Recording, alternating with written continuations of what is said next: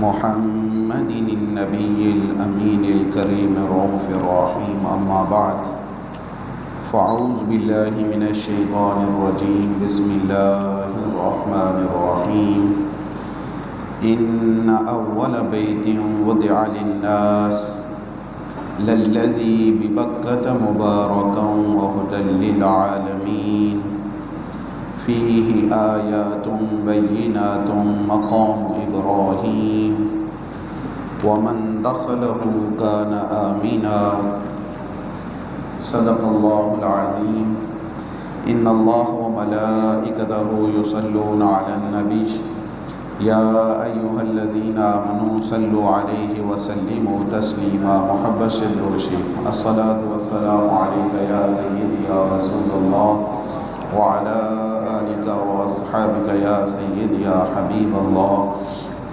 الصلاة والسلام عليك يا سيدي يا رحمة للعالمين وعلى آلك وأصحابك يا سيدي يا خاتم النبيين معزز و مکرم حاضرین گرامی قدر، اللہ رب العزت کا شکر ہے کہ جس کی توفیق خاص اور اس کے پیارے حبیب امام الانبیاء حضرت محمد مصطفیٰ صلی اللہ علیہ وسلم کی نظر رحمت سے آج کے اس بابرکت دن میں ہم اللہ کے حضور حاضر ہیں۔ ماہ ذی القعدہ شریف کی آج 7 تاریخ ہے اور یہ حج کے مہینوں میں سے ذی القعدہ مہینہ ہے۔ اللہ رب العزت نے حج کے مہینوں کا باقاعدہ قرآن مجید کے اندر ذکر فرمایا اور فرمایا الحج اشہر معلومات، کہ جو حج کے مہینے ہیں ان کی تعداد اور ان کی گنتی معلوم ہے، اور وہ کون کون سے ہیں؟ ایک یہی مہینہ جو گزر رہا ہے، ایک اس سے پہلے جو گزر چکا یعنی شوال، یکم شوال کو عید الفطر منائی جاتی ہے، اور یہی جو شوال کا مہینہ ہے رمضان کے بعد، یہ حج کی تیاری کا اور حج کے سفر کا مہینہ تھا۔ لوگ اس کے لیے اپنے جو ہیں وہ قافلے جو ہیں وہ تیار کر لیتے اور سفر جو ہے وہ شروع کر دیتے۔ اور اگلا مہینہ جس کا نام ہی حج کے مہینہ سے موسوم ہے ذی الحج، جس کے اندر خاص طور پر عرفات کے اندر حاضری ہوتی ہے، مینا میں حاضری ہوتی ہے اور قربانی دی جاتی ہے، اور جمرات کے اوپر جو ہے وہ شیطان کو کینکریاں ماری جاتی ہیں، اور حاجی جو ہے وہ طواف کر کے احرام سے آزاد ہوتا ہے۔ فمن فرض فیہن الحج، تو اللہ پاک نے فرمایا جس کے اوپر ان مہینوں میں حج فرض ہو جائے، فلا رفث ولا فسوق ولا جدال فی الحج، تو اسے چاہیے نمبر 1 پہلی بات تو وہ حج کرے، حج کے لیے ضرور جائے۔ ہمارے ہاں لوگ سمجھتے ہیں حج کی شرائط بڑی غلط مشہور ہیں لوگوں کے درمیان، کہ جب بچوں کی شادی کر لیں گے پھر حج پہ جائیں گے، بیٹیوں کی شادی کر لوں گا پھر حج پہ جاؤں گا، فلاں قرض دینا ہے وہ قرض ادا کر لوں گا پھر حج پہ جاؤں گا۔ حالانکہ حج فرض ہونے کے لیے اور حج پر جانے کے لیے ان باتوں کا کوئی تعلق ہی نہیں سرے سے۔ حج پر جانے کے لیے آپ کا صحت مند ہونا نمبر 1، یعنی آپ سفر کر سکتے ہیں بیت اللہ تک اپنے گھر سے لے کر، اتنی صحت آپ کی اجازت دیتی ہے۔ دوسرا، آپ کے پاس وہاں تک جانے کے لیے کرایہ خرچہ دستیاب ہے۔ اگر یہ 2 شرائط پائی جا رہی ہیں اور حج کا موسم آ گیا ہے، حج کا مہینے آ گئے ہیں، تو تو آپ پر حج فرض ہے، اس کے علاوہ کوئی اور تیسری چیز آپ کو حج سے نہیں روک سکتی۔ یا آپ کے پاس پیسے نہیں، آپ تب نہیں جائیں گے، یا آپ کے پاس صحت نہیں، صحت اجازت نہیں دیتی۔ ان دو چیزوں کے علاوہ بچوں کی شادی کرنی ہے تو یہ حج سے رکاوٹ نہیں ہے۔ بچوں کا جب وقت آئے گا آپ نے شادی کرنی ہے، وہ حج کے راستے میں رکاوٹ نہیں بننی چاہیے۔ پھر حضور نبی کریم صلی اللہ تعالی علیہ وسلم نے ارشاد فرمایا، بعض اوقات ہم یہ سمجھتے ہیں کہ پیسے زیادہ جمع ہو جائیں تو پھر حج کے لیے جائیں۔ اب بڑی ایمان افروز حدیث ہے، اس کے اوپر آقا علیہ السلام نے فرمایا، ایک عمرے سے دوسرا عمرہ کیا آپ نے، پیسے خرچ ہوئے، اب آپ سمجھ رہے ہیں کہ پیسے کم ہیں تو بڑھانے کا طریقہ کیا؟ حضور نے فرمایا اگلے عمرے کی نیت کر لو، اللہ تعالیٰ آپ کی مدد کرے گا اور آپ کے پاس پیسے جمع ہو جائیں گے۔ بعض اوقات ہمیں بڑا زور لگاتے ہیں ہم اور ہمارے پاس پیسے نہیں آتے، لیکن بعض اوقات ایسا ہوتا ہے کہ پتہ ہی نہیں چلتا اور پیسے جمع ہو جاتے ہیں۔ ان پیسوں کا تعلق اللہ کی طرف سے برکت کے ساتھ ہے۔ ہماری ایفرٹ اپنی جگہ محنت کرنی چاہیے، کوشش کرنی چاہیے، اس میں کوئی دو رائے نہیں ہے، لیکن جو برکت ہے وہ اللہ کی طرف سے آتی ہے۔ جب آپ اللہ تعالیٰ کے راستے کے لیے نیت کر لیتے ہیں تو اللہ تعالیٰ جو ہیں وہ آپ کے مال کے اندر ضرور برکت شامل فرما دیتے ہیں۔ تو آقا علیہ السلام نے فرمایا حج پر لگائے ہوئے پیسے، عمرے پر لگائے ہوئے پیسے، ان سے مال کے اندر برکت آتی ہے نہ کہ غربت آتی ہے، اس سے پیسے کم نہیں ہوتے۔ حج اللہ تعالیٰ نے جو انداز بیان فرمایا حج کے لیے کہنے کا،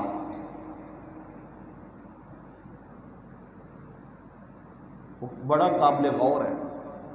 ان اول بیت وضع للناس، اب یہ قرآن کا چوتھا پارہ ہے۔ اللہ نے کہا کہ بے شک جو سب سے پہلا گھر میں نے لوگوں کے لیے زمین پر بنایا، ببکہ، شہر مکہ کا پرانا نام، ہم میم کے ساتھ جو ہے وہ بولتے ہیں اس نام کو مکہ، اور جو پہلا نام تھا اس کا وہ با کے ساتھ بکہ، با کاف ہا جو ہے اس کا نام قدیم بولا جاتا تھا، اور قرآن میں بھی اللہ تعالیٰ نے اس نام کو بھی جو ہے وہ ذکر فرمایا۔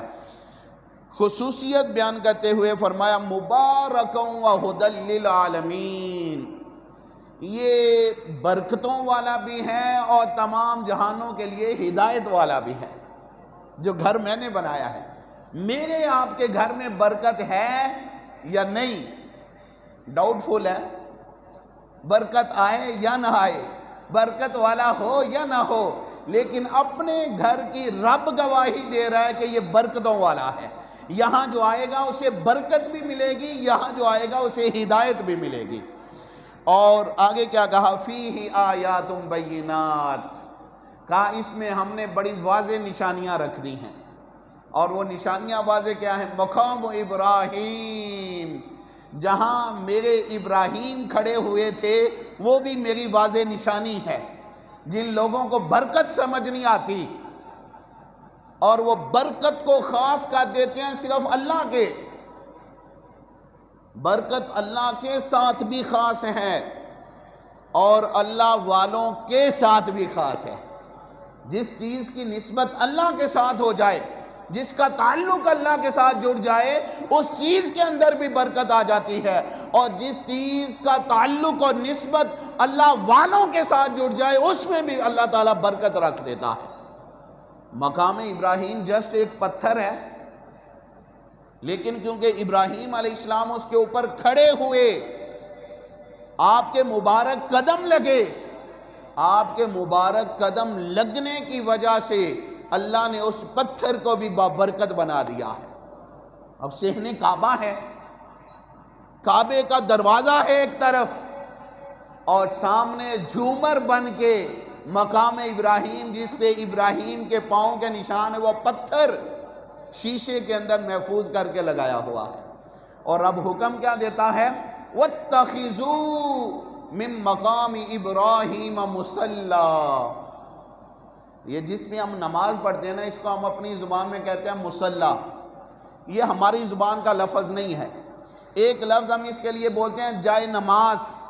یہ بھی ہماری زبان کا لفظ نہیں، یہ فارسی زبان کا لفظ ہے جائے نماز. عربی میں اس کا نام ہے مصلی. ہم اپنی زبان میں جو لفظ بولیں گے وہ ہوگا نماز پڑھنے کی جگہ. کیا لفظ ہوگا؟ نماز پڑھنے کی جگہ. اس کو عربی میں مصلی کہتے ہیں. ہلکی سی کو کام بالکل کٹ نہیں کرنی، ہلکی. اس کو ہم اپنی زبان میں نماز پڑھنے کی جگہ، اور عربی میں مصلی، فارسی میں جائے نماز. اب یہ جو مصلی ہے جس کے اوپر نماز پڑھی جاتی ہے، جب بیت اللہ میں جاتے ہیں تو رب نے حکم دیا کہ مصلی بنانا ہے مقام ابراہیم کو. کس کو؟ مقام ابراہیم کو.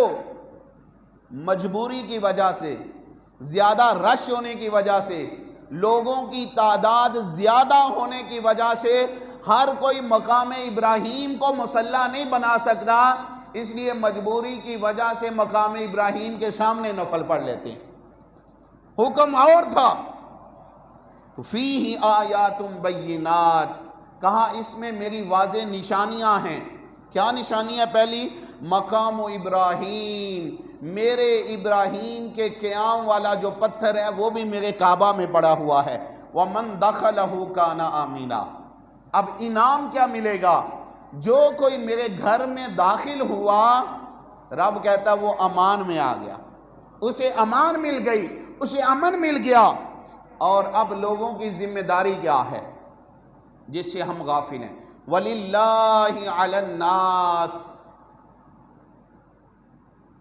بڑی باتیں کہتے ہیں جی، ماں باپ کے بڑے حقوق ہیں، بچوں کے حقوق ہیں، بیوی کے حقوق ہیں، بیٹوں کے حقوق ہیں، راستے میں چلتے ہیں، بہت سارے حق ہیں بندے کے اوپر جو اس نے ادا کرنے ہیں. اور یہاں رب متوجہ کر رہا ہے ایک میرا بھی حق ہے تمہارے اوپر. بھائی میرا بھی حق ہے، اور وہ کیا ہے؟ کہ میرے گھر بھی آیا کرو. 100 محبت والے ہیں جن کے گھروں میں جاتے ہو. فلاں عزیز کے گھر جا رہا ہوں، بڑی خوشی ہے. فلاں کے گھر جانے کے لیے کوشش، فلاں جگہ جانے کے لیے کوشش. وَلِلَّهِ عَلَى النَّاسِ. اللہ نے کہا لوگوں پر میرا بھی ایک حق ہے. حج البیت من استطاع الیہ سبیلا، کہ جس کے پاس طاقت ہو وہ میرے گھر میں میرے گھر کا حج کرنے کے لیے آئے. کس قدر ہم غافل ہیں. اور آگے جو اللہ تعالیٰ نے لفظ بولے نا، اب ان لفظوں کے پیچھے ایک تو محبت بری داستان ہے، داستان عشق ہے. اور محبت میں اور عشق میں بعض اوقات بندہ اپنے محبوب کو جس سے محبت کرتا ہوتا ہے اسے طعنہ بھی دیتا ہے کہ میں تو اس سے بڑی محبت کرتا ہوں، تو کبھی میرے گھر بھی نہیں آیا. میں ہر وقت تجھے یاد کرتا رہتا ہوں، تو نے کبھی میری طرف رخ ہی نہیں کیا. ہر روز میری گلی میں سے گزر جاتے ہو اور کبھی زحمت نہیں کی کہ میرے گھر میں پاؤں بھی رکھو. رب نے وَمَن كَفَرَ، اور کہا کہ جو کوئی ہمارے گھر آنے سے انکاری ہو جائے، جو کوئی ہمارے گھر نہ آئے، فَإِنَّ اللَّهَ غَنِيٌّ عَنِ الْعَالَمِينَ، تو کہا پھر اللہ بھی بڑا بے پرواہ ہے، اسے جہانوں میں سے کسی کی کوئی پرواہ نہیں ہے. اسے بھی پھر کسی کی کوئی پرواہ. اگر میرے گھر کی پرواہ نہیں کرو گے، میرے گھر نہیں آؤ گے، پیسے جوڑ کے رکھو گے، جمع کر کے رکھو گے، اور سارے کاموں کے لیے تمہارے پاس پیسے ہوں گے، ایک کوشش نہیں جی جدوں رب نو منظور ہویا بلا لے گا، یہ کام اس کے کھاتے میں ڈال، باقی کاموں کا ٹھیکہ خود لے لیا.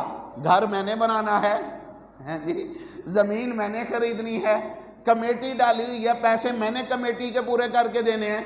کبھی کہنا جی کونی رب نو منظور ہویا تے آپ ہی کمیٹی دے پیسے پورے ہو جان گے، چلے جان گے. نہیں، وہ آپ نے کوشش کرنی ہے، میں نے دینی ہے. اور جب باری آئی حج کی، جدوں جی رب نے لکھیا ہویا حاضری ہو ہی جانی ہے. بھئی آپ کس مرض کی دوا ہیں؟ کہ رب نے یہ لکھا ہے کہ میرے گھر میں نہ آؤ، رب نے یہ لکھا ہے کہ عمرے پہ نہیں آنا، وہ تو آپ کے لیے دروازے کھول کے آپ کا انتظار کر رہا ہے۔ حسن بصری رحمت اللہ تعالی علیہ وہ کہنے لگے کہ نصیحت کر رہے تھے لوگوں کو، کہنے لگے کہ بھائی اللہ کے دروازے پہ دستک دیتے رہا کرو، نوک کرتے رہا کرو، کبھی تو کھلے گا۔ وہاں ایک بوڑھی عورت بیٹھی ہوئی تھی، وہ کہنے لگی حسن بصری کیا اللہ اپنا دروازہ بند بھی کرتا ہے کبھی؟ اتنی بات سننا تھی، حسن بصری غش کھا کر بے ہوش ہو گئے، اور جب ہوش میں آئے کہنے لگے مولا یہ بڑھیا مجھ سے بھی زیادہ تجھے جانتی ہے کہ تو اپنا دروازہ کسی کے لیے بند ہی نہیں کرتا کبھی، تیرا دروازہ ہمیشہ کھلا رہتا ہے، تو رحمت دا دریا الہی ہر دم وغدا تیرا، اس کا تو دریائے رحمت ہر وقت بہ رہا ہے۔ یہ ہمارے بہانے ہیں، یہ ہمارے بہانے ہیں، ہماری سستی۔ وہ کسی کے متعلق لکھا، میں نے پڑھا اب یاد نہیں آ رہا کون سی کتاب میں، وہ آدمی تھا وہ طواف کعبہ کر رہا تھا، تو وہ جب تلبیہ پڑھتا لبیک اللہم لبیک، اے اللہ میں حاضر ہوں، اے اللہ میں حاضر ہوں، ندا کرتا رب کی بارگاہ میں، آواز دیتا تو آگے سے جواب آتا لا لبیک لک، تیری کوئی حاضری نہیں، تیری کوئی حاضری۔ وہ پھر دوبارہ صدا لگاتا لبیک، یا اللہ میں حاضر ہوں، آگے سے جواب آتا تیری کوئی حاضری قبول نہیں۔ وہ کسی جو خود کو بڑا سمجھدار سمجھتا تھا، اس نے آگے بڑھ کر اسے کہا بھئی تجھے بڑی آوازیں پڑتی ہیں، بار بار آگے سے جواب ملتا ہے کہ تیری کوئی حاضری قبول نہیں، تو تو باز آ جا، فقیر کا کام بحث کرنا نہیں ہوتا، تو نے آواز لگا دی، آگے سے اس نے دو تین بات کہا، تو نے اپنا حق ادا کر دیا، اب جا، وہ نہیں قبول کر رہا، مالک آگے سے تجھے جواب دے۔ تو اس نے آگے سے جواب دیا، کہا کہ اس کے سوا مجھے اور کوئی دروازہ دکھا دے، کوئی اور گھر دکھا دے، کوئی اور رب بتا دے کہ اسے چھوڑ کر جس کے پاس جاؤں، جب مولا یہ ہے، رب یہ ہے، خالق یہ ہے، مالک یہ ہے، ایک بار نہیں 1000 بار اسے ہی بلاؤں گا، جواب دے یا نہ دے یہ اس کی مرضی، میری مرضی ہے پکارتے رہنا اس کو، میں اپنا کام کرتا رہوں گا، پکارتا رہوں گا، ہاں میں جواب دے یا نہ میں جواب دے یہ تو یار کی مرضی ہے، میرا کام یہ ہے میں اسے بلاتا رہوں، میں اسے پکارتا رہوں، میں اس کے گھر آتا جاتا رہوں، وہ حاضری قبول کرے یا نہ۔ وہ موسیٰ علیہ السلام کے بابا فرید الدین گنج شکر نے اور داتا گنج بخش علی حجویری نے کشف المحجوب میں یہ بات لکھی ہے، انہوں نے اسرار الاولیاء میں لکھی، وہ فرماتے ہیں کہ موسیٰ علیہ السلام کے زمانہ میں ایک آدمی تھا، وہ بھی ایسے ہی 40 سال سے اللہ کی عبادت میں مشغول تھا، اللہ سے محبت کرنے والے وہ بہانے نہیں بناتے رب کے گھر جانے کے لیے، ان کی یہ رب کو نیتیں معلوم ہوتی ہیں، یہ ایفرٹ کون کرتا ہے، یہ کوشش کتنی کوئی کرتا ہے۔ ہم کہہ تو دیتے ہیں جی ہر کسی کو شوق ہوتا ہے اللہ کے گھر جانے میں، لیکن ہم نے اس شوق کو کون سے نمبر پہ رکھا ہوا ہے؟ جگہ اس بات کے اوپر غور کریں نا کہ ہم نے جو اپنی پرائرٹیز کی لسٹ بنائی ہوئی ہے، فہرست بنائی ہوئی ہے کہ یہ کام کرنا، یہ کرنا، یہ کرنا، ان میں سے یہ کون سے درجے میں ہے کہ اس کے گھر میں حاضری بھی دینی ہے، اس کے گھر بھی جانا ہے، وہ یہ جو بڑی عجیب قسم کی لوگ باتیں کریں گے کہ رب جی بھوکا نہیں ہے، اپنے گھر کے حج کا لوگوں کے دل نہیں توڑیں، اس کو ضرورت نہیں ہے۔ یار یہ آپ کون سی فضول فلسفے لے کے بیٹھ گئے؟ کیا حج پہ جو جائے گا حج یہ درس دیتا ہے کہ لوگوں کے دل توڑے؟ رب جو حج کے لیے بلا رہا ہے وہ بھی تو دلوں کو ملانے کے لیے بلا رہا ہے، رب جو حج پہ آپ کو بلا رہا ہے کوئی اپنی اکانومی بہتر کرنے کے لیے بلا رہا ہے؟ کہہ رہا میرے گھر میں خزانے ڈال کے جاؤ،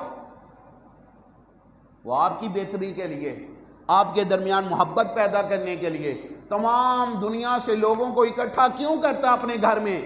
وہ بھی محبت کے لیے کر رہا ہے۔ تو یہ جب بھی بندہ اپنی عقل کے ترازو میں دین اسلام کو سمجھنے کی اور تولنے کی کوشش کرتا وہ گمراہ ہوتا ہے۔ راستہ وہی ہے جو تاجدار کائنات صلی اللہ علیہ وسلم نے بتا دیا، طریقہ وہی ہے جو میرے آقا کریم صلی اللہ علیہ وسلم نے بتا دیا۔ ہر کسی کے طریقے سے، ہر کسی کے فلسفے سے اختلاف ہو سکتا ہے، نہیں اختلاف تو تاجدار کائنات کی بات سے اختلاف نہیں ہو سکتا۔ اور حضور نے جب کہہ دیا، رب نے جب کہہ دیا، حج کی فضیلتیں بیان کر دی، تو ہمیں ہر چیز کو پس پشت ڈال کر اس کے اوپر توجہ کرنی چاہیے۔ بعض واقعات بڑے جذباتی لگتے ہیں، فلاں آدمی نے جی حج کے لیے پیسے جمع کیے تھے، حج پہ جانے لگا تھا تو کوئی غریب مل گیا، اس نے اس غریب کو دے دیے، واہ واہ جی بڑی نیکی کر دی۔ بھئی یہ بھی نیکی تھی، یہ بھی فرض تھا آپ کے اوپر، یہ بھی فرض، تو فرض کو فرض کے درمیان لا کے کمپیریزن کرنا، یہ کون سا اسلام ہے؟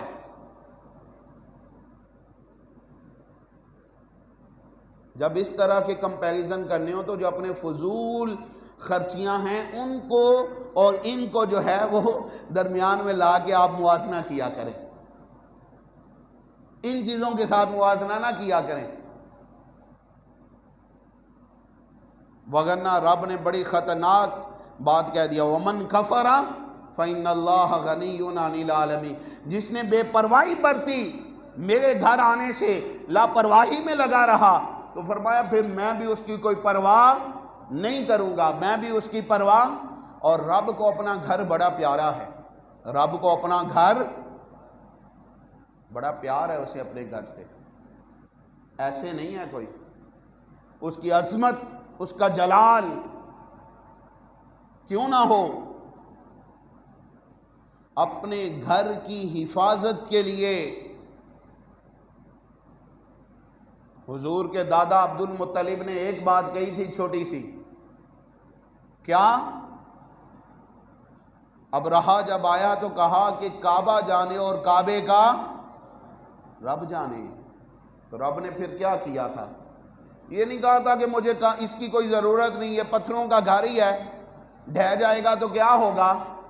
نہیں، اپنے کعبے کی حفاظت کے لیے اس وقت کا کون سا ایٹم تھا جو بھیجا تھا؟ آپ جب ایٹم کی تعریف کرتے ہیں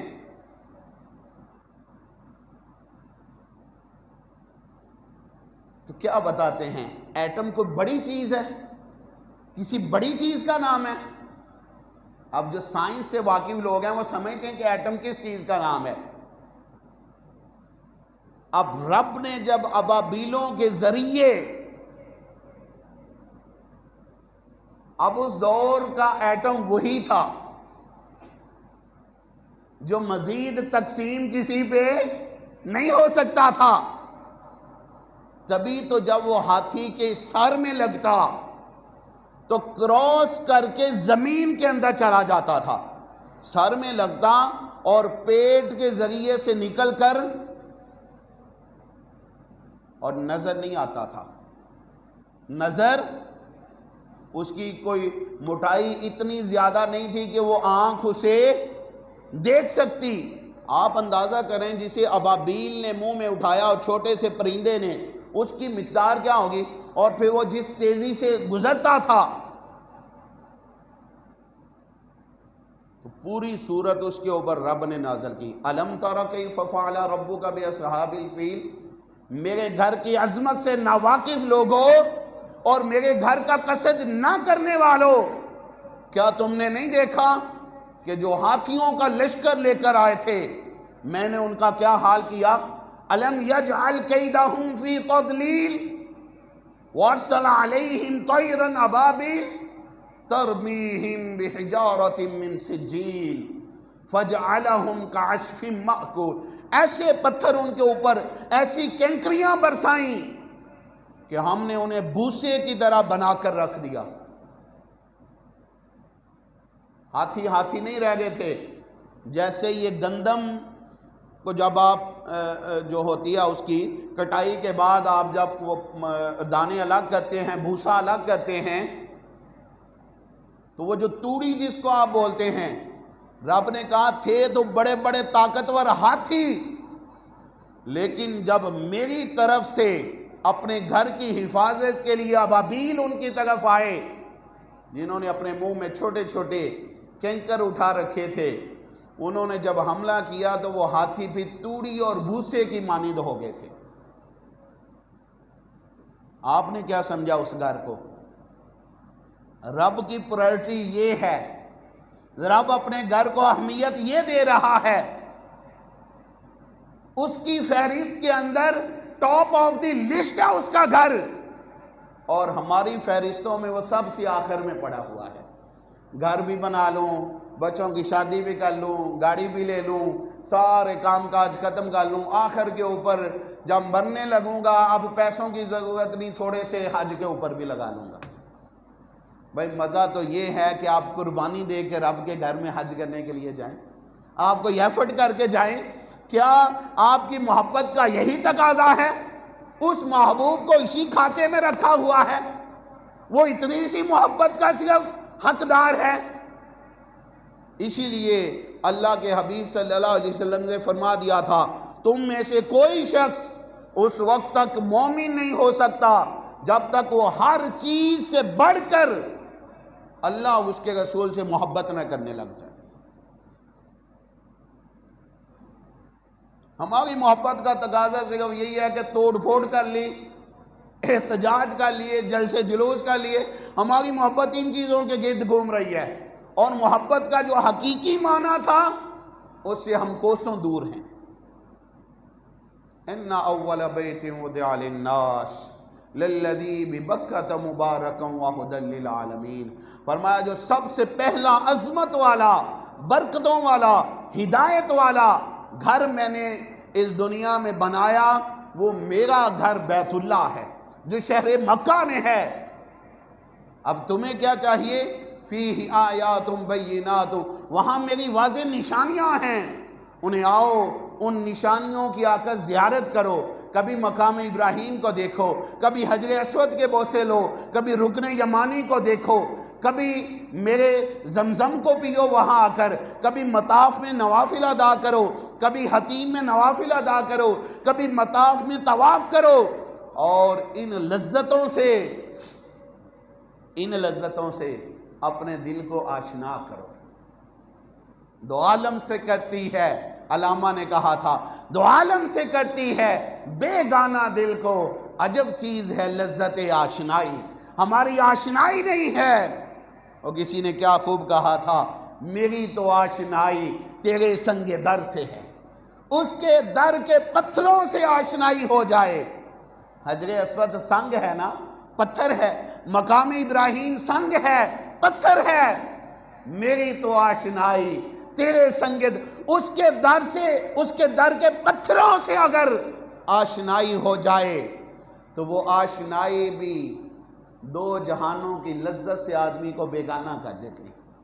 یہ لذات ہیں، یہ خواہشات ہیں جو ہمیں روکے ہوئے ہیں، وگرنہ ہمارے پاس کمی کسی چیز کی نہیں ہوتی، اور الزام اللہ پہ رکھ دیتے ہیں۔ الزام کس پہ دے دیتے ہیں؟ جدوں نہیں ہوتی مرضی ہوئی ہو بلا لے گا جی، اس کا مطلب یہ کہ اس کی مرضی نہیں کہ آپ کو بلائے، تو پھر آپ کو اپنے متعلق تو سوچنا تو چاہیے کہ آخر اس کی ایسی مرضی میرے متعلق کیوں ہو گئی، اور سارے کام میں اپنی مرضی سے کرتا جا رہا ہوں، اور اس کے گھر جانے کے لیے اس کی اجازت نہیں مجھے مل گئی۔ آپ کا فیصلہ مان لیا، آپ کی سوچ پہ آ گئے، آپ کی بات مان لی، حالانکہ رب نے قرآن مجید میں جہاں جہاں حکم دیا، جہاں جہاں حکم دیا، قرآن ایک بار نہیں حکم دیا، متعدد بار حکم دیا، وَتَزَوَّدُوا فَإِنَّ خَيْرَ الزَّادِ التَّقْوَىٰ وَاتَّقُونِ يَا أُولِي الْأَلْبَابِ، زاد راہ کا بھی اس نے حکم دیا، لیکن بتایا کہ سب سے بہترین زاد راہ تقویٰ ہے۔ اگر تم تقویٰ اختیار کر لو میں تمہارے لیے اپنے گھر کے راستے آسان کر دوں گا۔ نہ وہ اختیار کرتے ہیں نہ یہ اختیار کرتے ہیں۔ آئیے، حج کے مہینے ہیں، یہ حرمت والے مہینے ہیں، کیا قابل احترام مہینے ہیں۔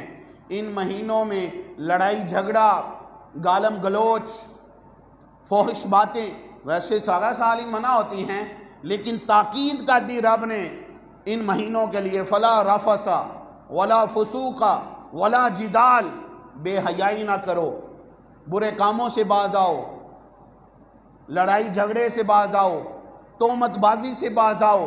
یہ حج کے مہینوں میں منع کی گئی ہیں ہمارے اوپر چیزیں، اور کیا اللہ کے حضور اپنی طاقت، پوری ایفرٹ مال جمع کرنے کے لیے، جیسے کمیٹی کے لیے پیسہ جمع کرتے ہیں، جیسے گھر بنانے کے لیے کرتے ہیں، جس کوشش کے ساتھ گاڑی لینے کے لیے کرتے ہیں، جس کوشش کے ساتھ بچوں کی شادی کے اوپر فضول خرچ کے لیے کرتے ہیں، یہ سارے کرتے ہیں نا کوششیں، اور پیسے جمع کرتے ہیں، اور یہ کام ہو بھی جاتے ہیں، نہیں ہوتا تو حج رہ جاتا ہے۔ ہیں جی، تو یہ محبت کی ہماری لسٹیں ہیں۔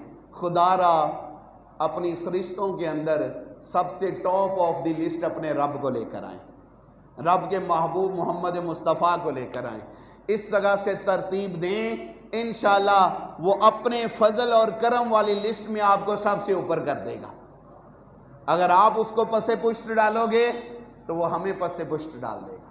وَمَنْ كَفَرَ فَإِنَّ اللَّهَ غَنِيٌّ عَنِ الْعَالَمِينَ۔ اللہ ہمارے حال پہ کرم اور رحم فرمائے۔ وَمَا عَلَيَّ إِلَّا الْبَلَاغُ۔